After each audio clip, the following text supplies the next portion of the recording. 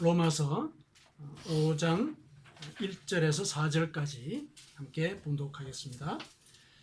그러므로 우리가 믿음으로 의롭다 하심을 받았으니 우리 주 예수 그리스도로 말미암아 하나님과 화평을 누리자. 또한 그로 말미암아 우리가 믿음으로 서 있는 이 은혜에 들어감을 얻었으며 하나님의 영광을 바라고 즐거워하느니라. 다만 이뿐 아니라 우리가 환난 중에서 즐거워하나니 이는 환난은 인내를, 인내는 연단을, 연단은 소망을 이루는 줄 알미로다. 아멘. 우리가 요즘 로마서를 같이 읽고 있습니다. 아마 다른 성경을 읽다가 로마서를 읽으면은 꽤 까다롭다. 그게 첫 번째 인상일 것인데요. 로마서가 원래 좀 그렇게 어렵게 씌어져 있습니다. 이건 일부러 어렵게 쓰려고 그렇게 한 것이 아니라 이제 바울이 활동했던 그 당시에 편지글, 이게 이제 일종의 편지인데 편지글의 그 구조나 또 문체가 아마 그러해서 아마 그렇게 조금 오늘날 우리에게는 낯설기도 하고 좀 난해하게 여겨지는 부분이 없잖아 있을 겁니다. 그러나 진리가 무엇인지, 거기서 전달하고자 하는 뜻이 무엇인지 그것을 우리가 유념하면서 읽고 또 읽으면은 하나님께서 그 뜻을 일러주시고 그 어려운 문구들 그것을 묵상을 할 때 하나님께서 지혜를 주시는 걸 또한 경험할 수 있으시게 될 겁니다. 우리가 로마서를 읽고 난 뒤에는 갈라디아서를 읽는데 갈라디아서는 로마서의 내용을 축약을 해놓은 것이다 이렇게 볼 수가 있습니다. 그래서 로마서를 읽으시면서 조금 힘들었던 부분이 이제 갈라디아서를 읽으시면서 다소 해소가 될 것입니다. 그래서 그렇게 성경 읽기의 진도를 그렇게 구성을 그렇게 짜봤습니다. 우리가 성경 읽는 그 기간 동안에는 그 진도에 따라서 일정 부분을 우리가 같이 강의하는 시간을 이 예배 시간에 그렇게 갖도록 하겠습니다. 오늘은 이제 로마서 5장의 서두를 이제 선택을 해서 같이 묵상을 해보도록 그렇게 하겠습니다. 로마서는 이제 바울이 그 로마 옆에 이탈리아죠. 이탈리아 옆에 그리스라는 나라가 있지 않습니까? 그리스의 항구 도시인 고린도에서 석 달간 머물 기회가 있었습니다. 거기서 쓴 것으로 이렇게 추정이 됩니다. 거기서 생활을 하면서 생업에 종사를 했거든요. 바울이 전도를 하기는 했지만은 실제로 생계를 또 스스로 책임을 져야 됐기 때문에 천막을 짜서 그걸 팔아가지고 생계를 유지를 했었습니다. 그때 그 일을 하면서 로마에서 건너온 한 부부를 만나게 됩니다. 그 부부도 천막을 짜서 생계를 유지하는 사람들이었거든요. 그 사람들이 브리스길라와 아굴라라고 사도행전에 소개되어 있습니다. 그 사람들이 로마에서 살다가 고린도로 건너왔는데 건너오게 된 것은 그냥 자발적으로 건너온 것이 아니라 그들이 로마에서 생활을 할 때 물론 로마에서도 교회도 다니고 그랬습니다. 그랬는데 그 유대인들의 공동체 안에서 분쟁이 일어났다. 역사는 그렇게 기록을 하고 있습니다. 그 분쟁이 무엇 때문인지는 명확하지는 않는데 크레투스라고 이렇게 이름이 그리스도인지 혹은 이제 그렇게 짐작을 할 뿐인 그런 이름을 두고서 사람들이 계속 분쟁을 일으켜가지고 그 당시에 황제였던 클라우디우스가 유대인들을 로마에서 다 쫓아내는 그런 일이 있었습니다. 그러니까 추방령을 내린 것이죠. 그 추방령에 따라서 이 브리스길라가 아굴라가 그 로마를 떠나서 이제 고린도로 가게 되었고 고린도에서 바울을 만나게 된 것입니다. 만나서 같이 일을 하게 되면서 로마에 있었던 일들을 이러저러하게 얘기를 했겠죠. 로마 사람들이 교회에는 다니긴 하는데 로마 문화가 워낙 우상을 숭배하고 로마 문화 자체가 일단 황제를 먼저 신으로 숭배하는 그런 문화가 있고, 또 그리스의 영향을 받았기 때문에 그리스의 여러 신들이 있지 않습니까? 그 신들을 섬기는 그런 문화들, 이런 것들이 교인들 사이에도 이렇게 영향을 끼치고 있고, 또 워낙 그 당시에 그 문화 자체가 또 성적으로 타락한 부민들이 있어가지고 거기에 성도들이 영향을 많이 받은 이런 이야기들을 아마 전해주었을 가능성이 있습니다. 바울에게. 왜 그렇게 추정을 하냐면은 바울이 쓴 이 로마서에 그와 관련된 경고들이 주로 등장을 하거든요. 그래서 아마 이 브리스길라와 아굴라가 로마의 사람들의, 그리고 로마 교회 교인들의 삶에 대해서 바울에게 이러저러하게 얘기를 해줬고, 거기에 의거해서 바울은 로마 교회 교인들에게 복음을 가르치고자 하는 그런 의도로 로마서를 썼다. 이렇게 이제 우리가 정리를 할 수가 있겠습니다. 바울은 이 로마서를 써서 거기서 율법과 관련된 얘기를 먼저 언급을 하는데요. 율법은 유대인들이 하나님의 말씀으로 섬기고 있는 부분이죠. 오늘날 이 구약 성경의 그 율법이 해당하거든요. 그 율법에는 이러한 것들이 죄다, 이렇게 이제 일러주고, 그 죄를 지을 때는 이런 벌을 받게 된다. 주요한 요지가 그렇게 되어 있습니다. 그러니까 법이죠. 일종의 법을 이렇게 선포를 해놓은 그 내용이 이제 율법인데, 그 율법을 가지고 이제 그 교회에서 그 율법을 강조하는 이런 사람들이 아마 많이 있었던 걸로 추정이 됩니다. 그리스도의 복음은 그 율법의 규율을, 그리고 율법의 속박을 예를 들면은 초월하는 그런 능력이 있는데, 율법의 사람들을 메어놓는 이제 그런 효과가 있게 된 것이죠. 율법을 강조하다 보면은 이제 그 점은 그리스도께서 원하시는 것이 아니다.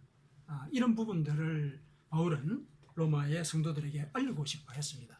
그래서 그와 관련해서 율법이 죄를 깨닫게 하는 그런 기능이 있긴 있는데, 그리스도의 복음은 실은 그 율법의 속박으로부터 우리를 구원하는, 우리를 해방하는 그런 은혜를 끼친 것이다. 이렇게 복음의 의미를 강조해서 이제 가르치게 됩니다. 그게 이제 로마서의 주요한 내용이 되지요. 이제 여러 가지 이야기들을 할 수가 있겠는데, 이제 오늘 이제 본문을 이제 먼저 우리가 선택을 해서 여기서 우리가 이제 묵상을 해봐야 되는 부분은, 우리가 신앙생활을 하는 데 있어서 가장 중요하게 여기는 게 뭘까? 그것이 오늘 본문에 구체적으로 드러나 있습니다. 우리가 신앙생활을 하는 데 있어서 제일 중요하게 여기는 그런 두 가지 요소, 그게 뭘까? 그거를 오늘 본문을 우리가 같이 묵상을 하면서 살펴보고, 로마 시대의 성도들에게 일러준 말이지만은 그 말이 오늘날 우리의 신앙생활에는 어떻게 적용이 되고 있는가, 이렇게 한번 되새겨보는 그런 시간을 가졌으면 좋겠습니다. 오늘 본문은 우리에게 신앙생활을 되돌아볼 기회를 주면서 동시에 우리의 믿음을 격려해주고 있습니다.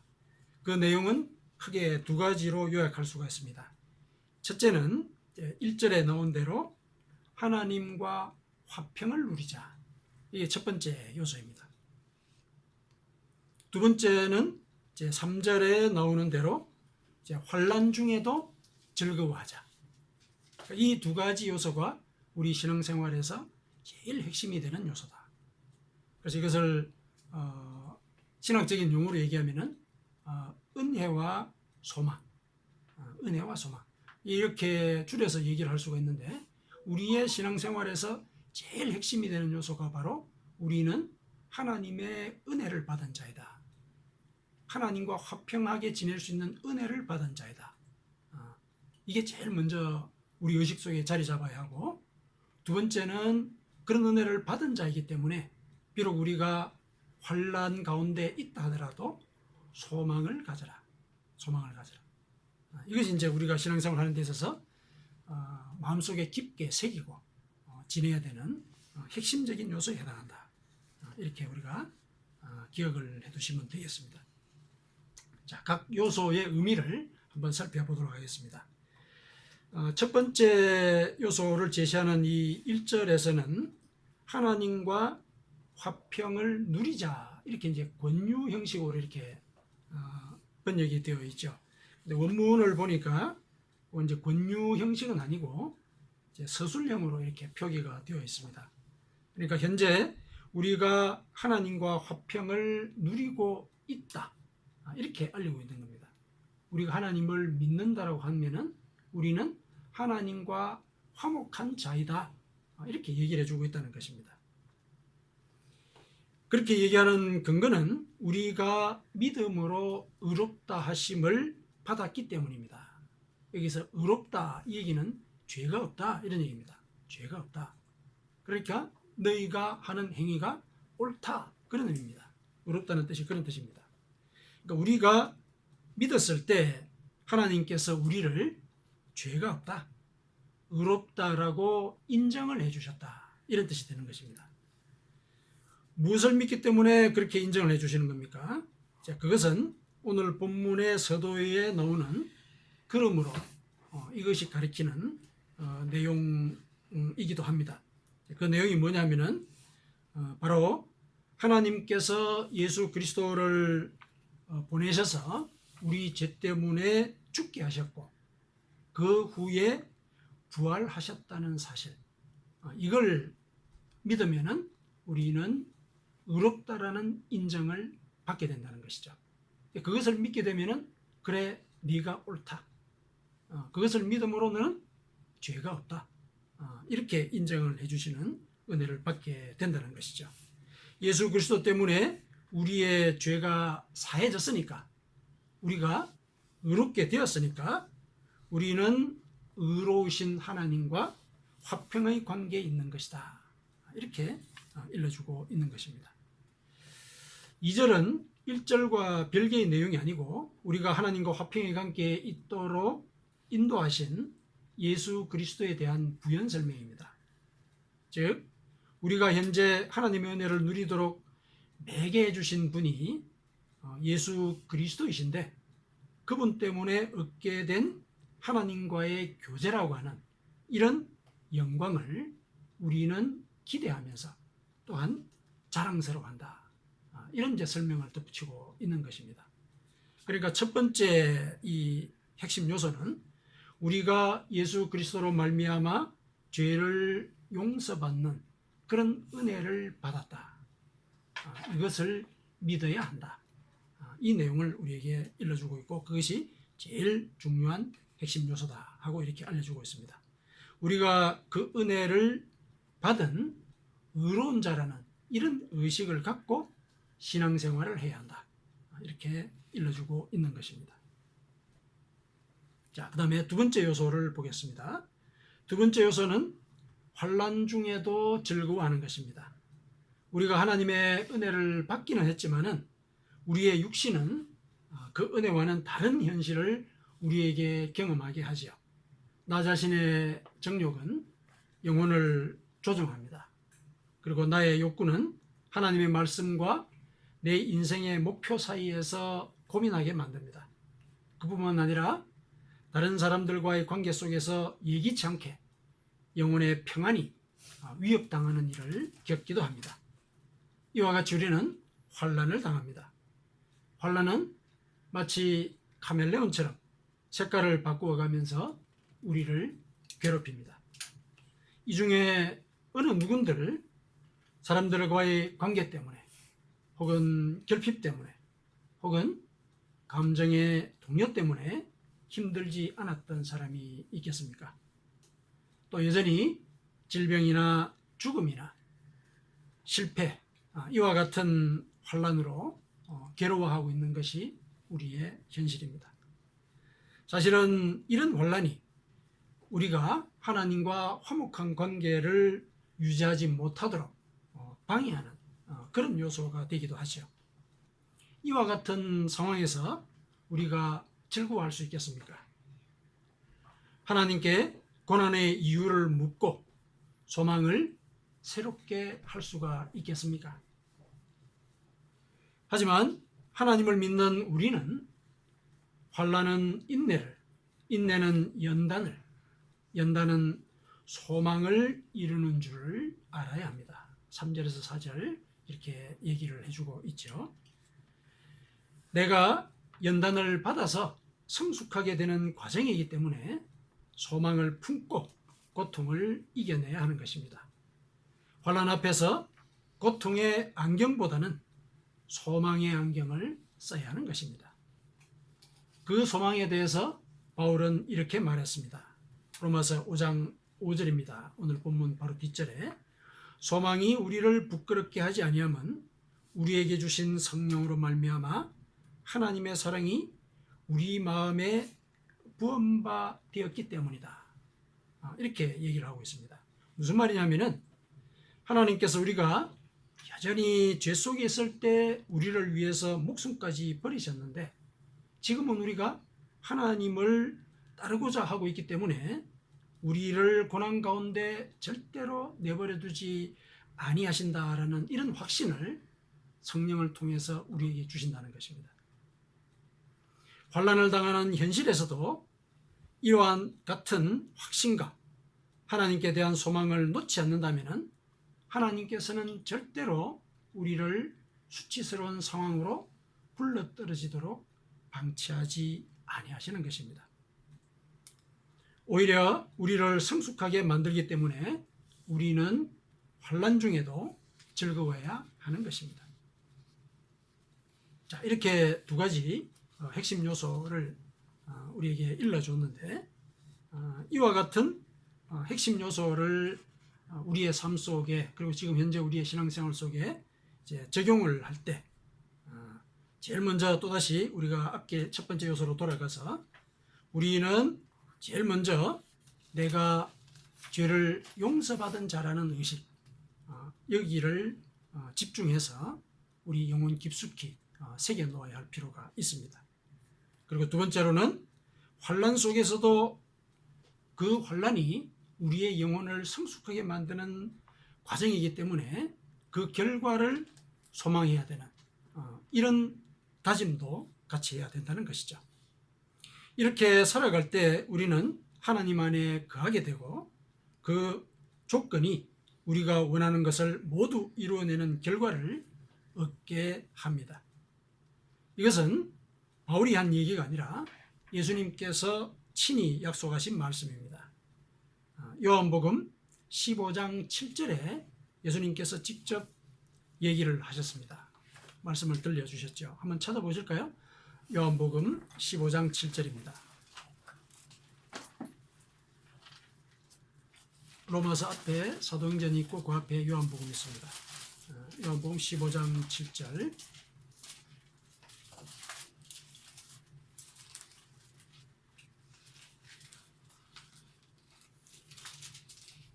자, 같이 읽으시겠습니다.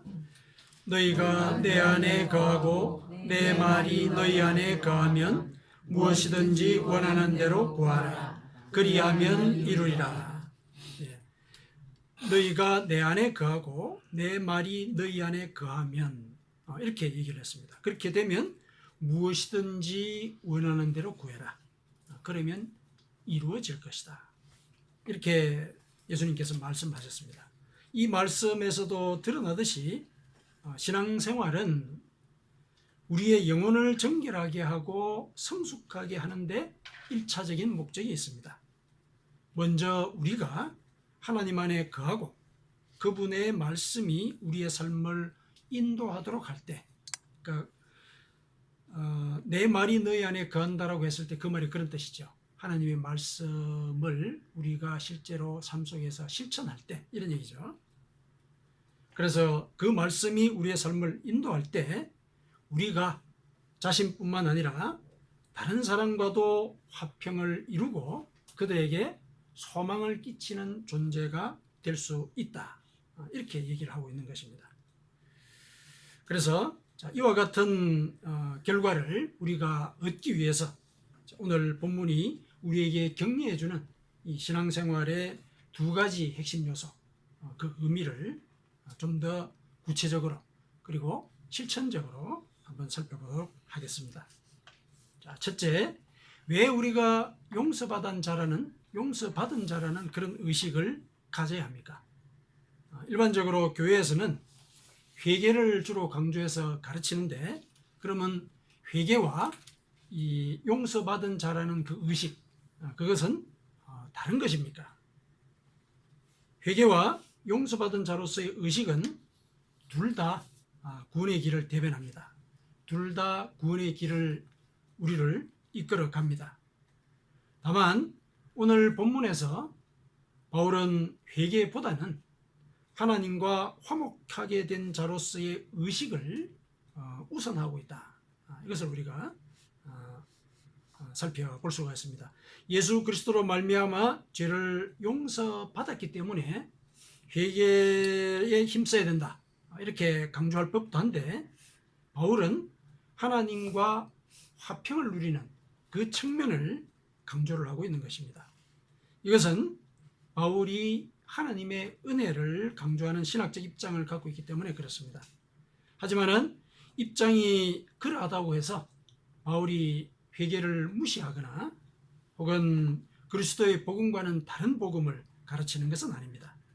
하나님의 구원의 은혜를 깨닫는 것이 보다 더 효과적으로 회개하게 하고 또 더 적극적으로 하나님의 뜻을 쫓아서 의롭게 살도록 인도한다, 이렇게 생각하기 때문에 바울이 그와 같이 우리에게 일러준 것이다, 이렇게 이해를 해야 된다는 것입니다. 우리가 용서의 은혜를 받은 자라고 의식하면서 살게 되면은 그 과정에서 회개는 자연스럽게 이루어지게 됩니다. 무슨 말이냐면은 자신이 의로운 자라고 생각하면서 죄를 굳이 짓겠다고 하는 사람은 아마 없을 것입니다. 오히려 죄를 멀리하도록 노력을 할 것입니다. 의로운 선택을 지향하게 되고 의로운 하나님의 뜻을 쫓으려고 노력하게 될 것입니다. 이런 태도는 어떤 시인이 또 이와 유사한 그런 취지의 시를 읊기도 했는데요. 박기평이라고 하는 시인이 진실이라는 시에서 이렇게 읊었습니다. 큰 사람이 되고자 까치발 서지 않았지, 키 큰 나무 숲을 걷다 보니 내 키가 커졌지. 아마 전체 시의 맥락으로는 우리가 현실에 집중하기보다는 현실 너머를 그리면서 살 때 우리가 겪고 있는 그 현실의 문제가 해결이 된다, 이런 이제 취지를 아마 전달하기 위해서 그렇게 이제 시를 쓴 것 같은데, 이치는 그와 같은 것이죠. 아마 이 식구를 아마 들어보셨을 건데, 우리가 까치발을 세우면서 죄를 찾아내 가지고 성결해지고자 하는 이런 노력을 하기보다는 우리가 하나님의 은혜에 키 큰 나무숲을 걷다 보면은, 그러니까 우리가 하나님의 은혜를 받은 자라는 의식을 먼저 우리 마음속에 심어놓게 되면은 우리는 자기가 죄를 멀리하는, 그래서 과거와는 달리 변화된 모습을 갖게 된 존재인 것을 발견할 수 있게 된다는 것입니다.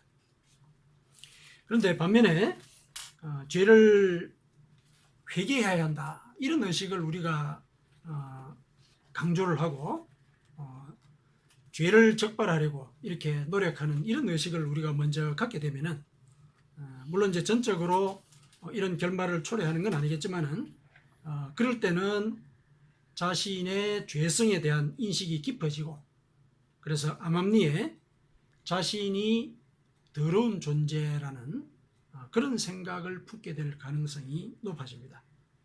그래서 경우에 따라서는 하나님을 믿는다라고 하면서도 좌절에 빠지고 우울해하거나 혹은 다른 사람의 죄에 대해서 예민하게 반응해서 비판을 주로 하는 이런 율법지향적인 사람이 될 수 있는 것입니다.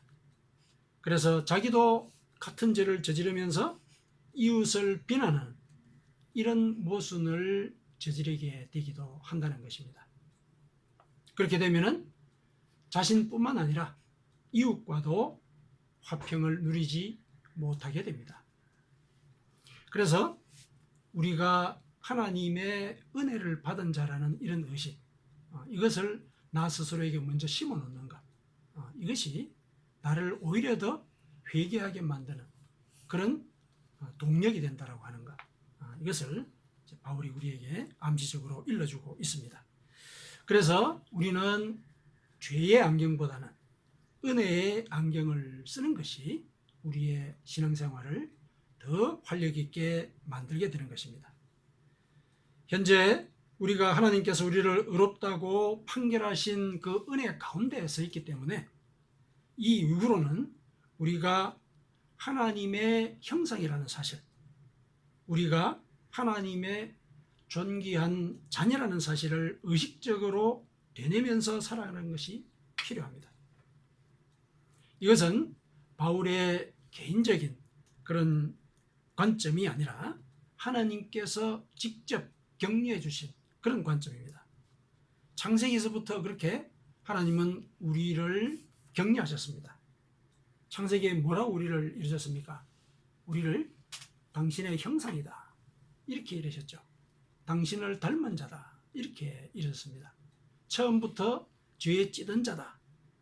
그러니 너희들은 평생 회개하면서 살아야 한다 이렇게 얘기하지 않으셨습니다. 우리는 하나님의 형상이다. 하나님께서 직접 그렇게 얘기를 하셨습니다. 그리고 예수님께서도 요한복음 1장 12절에 보면은 영접하는 자, 곧 그 이름을 믿는 자들에게는 하나님의 자녀가 되는 권세를 주셨다 이렇게 얘기했습니다. 우리는 하나님의 자녀인 것입니다. 그리고 마가복음 3장 35절에는 누구든지 하나님의 뜻대로 행하는 자가 내 형제요 자매요 어머니다 이렇게도 얘기를 하셨습니다. 그러니까 우리는 예수님의 형제고 자매고 어머니이기도 한 것입니다. 그리고 요한복음 15장 14절에 너희는 내가 명하는 대로 행하면 곧 나의 친구라. 그러니까 우리는 예수님의 친구이기도 한 것입니다. 우리는 이렇게 존귀한 존재입니다. 그래서 이와 같은 의식이 우리가 하나님의 명령을 따라서 그 말씀을 지키면서 살아가는 그 삶의 동력이 되도록 해야 되는 것입니다. 그래서 그 힘으로 우리가 그분의 뜻을 여쭈고 그 뜻을 쫓으며 살아가야 하는 것입니다. 이 과정에서 우리는 우리 영혼의 키가 커지는 것을 경험하게 될 것입니다. 자, 두 번째, 왜 환난 가운데서도 소망을 품고 즐거워해야 합니까? 우리가 당하는 환난은 우리를 고통스러운 현실에만 집중하게 해서 영혼의 안목과 시야를 줄여버립니다. 우리의 영적인 눈을 가려서 신앙적인 평안과 즐거움을 누리지 못하게 만듭니다. 그래서 현실 앞에서 조급해하도록 만듭니다. 초조하고 불안해하도록 만듭니다. 급기야 그 고통이 감당할 수 없는 압박이 될 때는 고통이 내모는 대로 생각하고 행동하게 됩니다. 더 힘들어지고 더 어두워진 세계로 들어가게 되는 것입니다. 그래서 결국 자포자기하거나 아니면은 자기를 자신의 신으로 만들게 되죠. 자신이 생각하는 대로 모든 것을 결정하고 자신이 내린 그 판단이 옳다고 이렇게 생각을 하면서 앞으로만 달려가는 그런 삶을 살아가게 되는 것이죠. 그런데 이렇게 한번 생각을 해 보십시다. 환난이 닥칠 때 오히려 여러분은 자신의 삶을 긴장해서 성찰하지 않았던가? 이렇게 한번 생각해 보시죠. 왜 이런 고통이 닥쳐왔을까? 이런 생각을 해 보셨죠. 아무런 문제가 없을 때는 자기를 성찰하기가 어렵습니다. 아프고 나서야 자신의 생활 습관을 돌아보는 것이 우리 인간이지 않습니까? 자기가 왜 이렇게 살았는가? 나의 가치관은 과연 무엇인가? 이런 것들을 언제 우리가 반성을 합니까? 가족관계에서 내가 하는 역할이 뭔가 이렇게 고민할 때가 언제입니까? 바로 환난이 닥쳐왔을 때입니다. 자, 이렇게 본다면은 환난은 그 자체가 악은 아닌 것입니다. 결국 벗어나야 하는 그런 대상이긴 하지만은 도피할 대상은 아닙니다. 그렇다면은 환난에 대한 인식을 바꿀 필요가 있습니다. 환난은 나에게 성찰의 시간을 줍니다. 성찰하는 과정에서 나는 자신을 돌아보고 내가 그동안 하나님을 지니와 같이, 알라딘 램프에 나오는 지니와 같이 믿었던 것은 아닌가? 도깨비 방망이로 여긴 것은 아닌가? 그리고 내가 까치발을 돋우면서 영혼의 키를 키워보려고 한 것은 아니었는가? 그리고 하나님의 뜻을 쫓아서 의롭게 살기보다는 내가 물질적으로, 인간적으로 행복하기를 먼저 추구한 것은 아니었던가? 이런 것들을 돌아보게 하는 것입니다. 이와 같은 성찰을 할 때 이 성찰이 나를 성숙하게 하는 것, 이거는 여러분들도 다들 경험해 보셨을 겁니다. 이렇게 내가 영혼이 성숙하게 되면은 나는 앞으로 다가올 여러 종류의 환난에 대해서도 응전하는 그런 능력이 커지게 되죠. 이렇게 본다면은 우리가 겪고 있는 이 환난은 별을 빛나게 만드는 밤 하늘과도 같습니다. 정진규라고 하는 시인이 별이라고 하는 시에서 이렇게 읊었습니다. 한번 들어보시죠.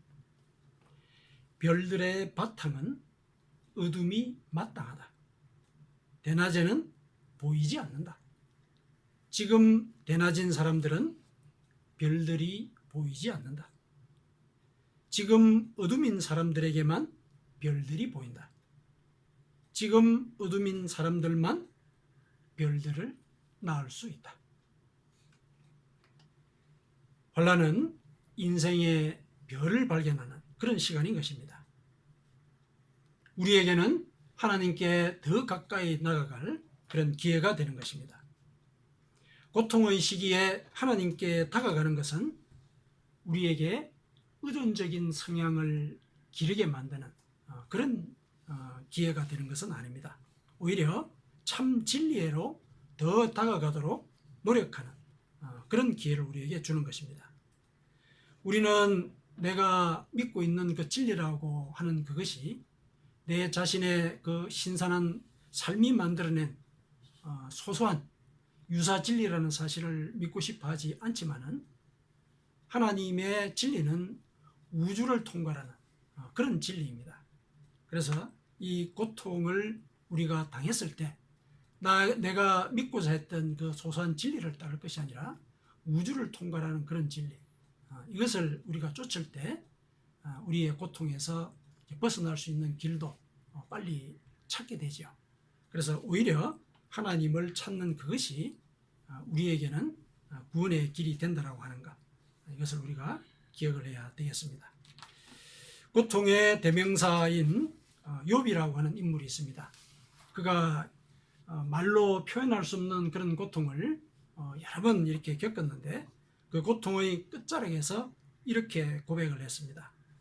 내가 가는 길을 그가 아시나니 그가 나를 단련하신 후에는 내가 순금같이 되어 나오리라. 맞습니다. 하나님은 내가 가는 길을 아십니다. 그래서 우리가 의로운 자로서 살아가면서 환난 가운데서도 하나님의 구원을 소망해가는 이 모든 과정을 인도해 주십니다.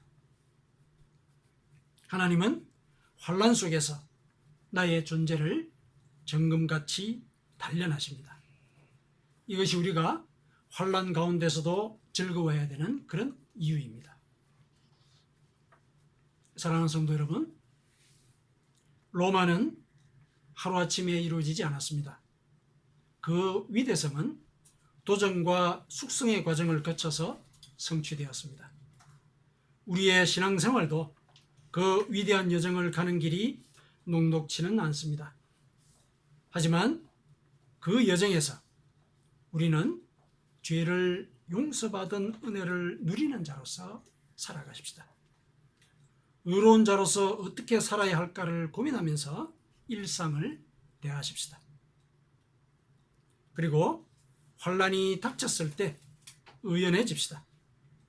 하나님께서 절대로 나를 고난 가운데 방치하지 아니하시고 고아와 같이 버려두지 아니하신다라는 이런 소망을 품읍시다. 우리를 위해 하늘 보좌도 포기하시고 인간의 몸을 입으셨고 죽기까지 하신 분이 우리에게 사랑의 은혜를 베풀지 아니하시겠습니까? 성도 여러분, 우리는 하나님의 존귀한 자녀입니다. 이것이 우리가 난관을 겪으면서도 하나님의 말씀을 지켰을 때 그것을 보고 기뻐하실 하나님을 그리게 되는 충분한 이유입니다. 아멘.